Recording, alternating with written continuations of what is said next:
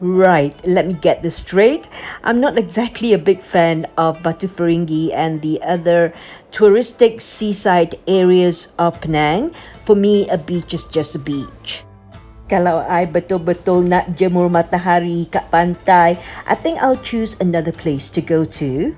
It's just my personal opinion, but if you're in Georgetown in the heart of Penang, there's one place which you should at least have a look-see.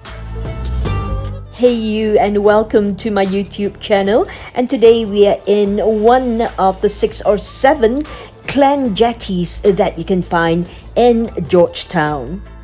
Once upon a time, when the early Chinese migrants came to Penang, most of them from the Fujian province, well, they worked in the port or near the port in Welki or thereabouts, because shipping was definitely a big part of the economy then. It's kind of a natural progression that these immigrants sooner or later decided to build houses close to the water near their place of work. At first sight, these houses seem to be a little bit precarious, being on wooden stilts on the water, but believe me, well, people actually led a very normal family life for generations in these clan jetties without a care in the world. Currently, there are only 6 of such water settlements left in Penang, and these are the Lim Jetty, the Chu Jetty, the Tan Jetty, the Lee Jetty, the Yo Jetty, and also there's one which is of mixed clan. We are here in Chu Jetty, which must be the most visited clan jetties of them all. During the 1940s, during the Second World War, well, life was seriously hard for all Malaysians, or should I say Malayans, in the country. It was a dark period in history between 1941 to 1945, when Malaya was occupied by the Japanese. The people living in the clan jetties in Penang, they were seriously affected because the Japanese prohibited all ferry services and also all kinds of fishing activities. It is said that the denizens of the clan jetties, like Q Jetty for example, they were very resourceful during the Second World War. Well, you see the wooden walkway, which were made, or rather still made out of wooden planks, well, there used to be a bigger gap between each plank. Well, what the people of the clan jetties did during the Second World War, well, they had to feed their families and there was a severe food shortage.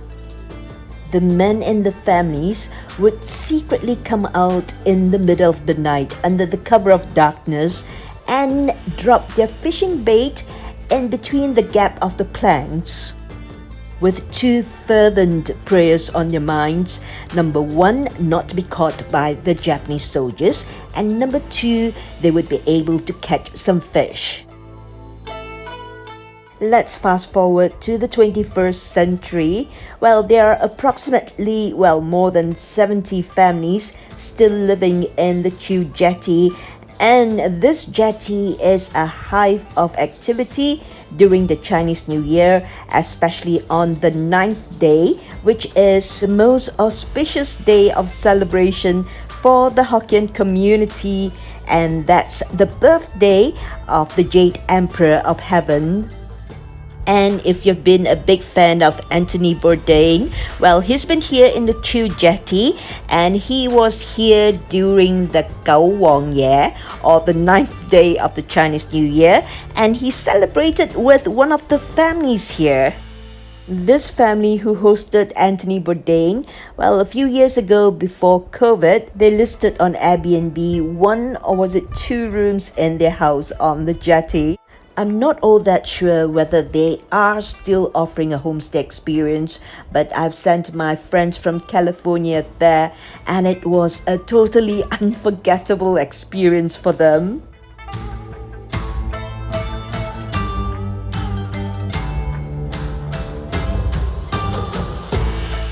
Hey, wait a minute, this is supposed to be a foodie vlog.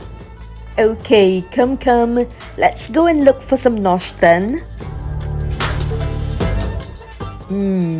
I don't feel like having anything heavy and I'm feeling quite dehydrated after a long walk at the Jetty.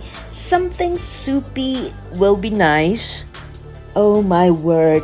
Thankfully, I still have the energy to walk the length of this road to survey my options, and I think I'm going to start from the bottom of the road. Not that way, but this way. This signboard is kind of winking at me, and how could I resist? Asam laksa in the afternoon? Why not? The asam laksa is such a versatile dish. You can have it any time of the day. I have it for breakfast sometimes, or even lunch or dinner, or even supper. For a long while, this spot was known as the Ju Hui Kopitiam, but now it has been renamed to Penang Road Famous Laksa. The key to the asam laksa is in the broth, and the asam laksa is believed to have originated in the coastal areas of Malaysia amongst the local fishermen who kind of resemble the dish out of available ingredients. If you are traveling around Malaysia, you will see variations of the asam laksa found throughout the coastal areas of the northern part of the peninsula, like the Kedah laksa.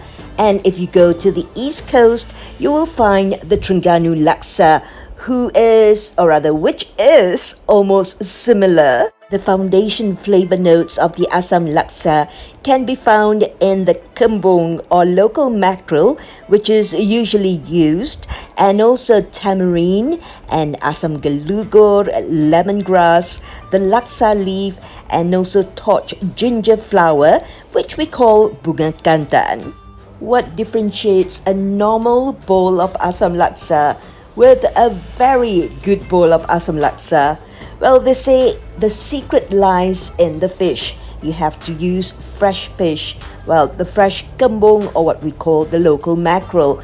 And you also must use good quality tamarind. No cutting corners whatsoever. And of course, the garnishing. I love the mint leaves. And also they put in the cucumber, the pineapple, chili, Chinese lettuce sometimes, and shavings of bunga kantan. The pineapple is an essential garnish in the bowl of asam laksa. And in the traditional Chinese community, pineapple represents prosperity. The word for it in Cantonese is Wong Lai. That's prosperity comes.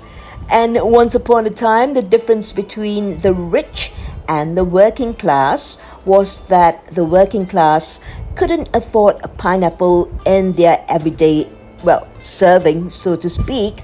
But now, every bowl of asam laksa comes with the pineapple. You know something? If you're looking for good food anywhere in Malaysia, always look out for the crowd. And be prepared to queue up, especially when you're at this very popular Teochew Chendol stall on this very same road. Well, they're so popular they even have a wall mural painted right in front of them. What is the secret to a good chendol? Well, there are many. The first and most important thing is the coconut milk, and it has to be fresh, creamy, and undiluted with water. It must be so rich that it can barely make a dent on the ice shavings. You have the red beans in your bowl of chendol. Well, make sure that they are of a decent size and they must be cooked through. But nonetheless, they shouldn't end up being too mushy. No one likes mushy red beans. No, thank you. And don't forget the cendol itself. That's the green noodly thing you find in your bowl. As a kid, well, it resembled worms to me, so I used to call them worms. A good cendol maker will ensure that his or her cendol is firm and smooth, and there must be a distinctive pandan flavor to it. I like my cendol with a generous lashing of gula melaka and preferably served in a metal bowl. Damn, I know I'm very fussy. Well, during one of my previous trips to Muar, I found this lady who is still using the traditional cast iron, hand-operated ice shaver, and she still serves her cendol in metal bowls, all for 2 ringgit. Check out my previous vlog here, this one. Oh yes, after paying for our cendol at this place, the Teochew Cendol, we found an indoor place to sit where we can enjoy our cendol, not under direct sunlight, and it was just perfect.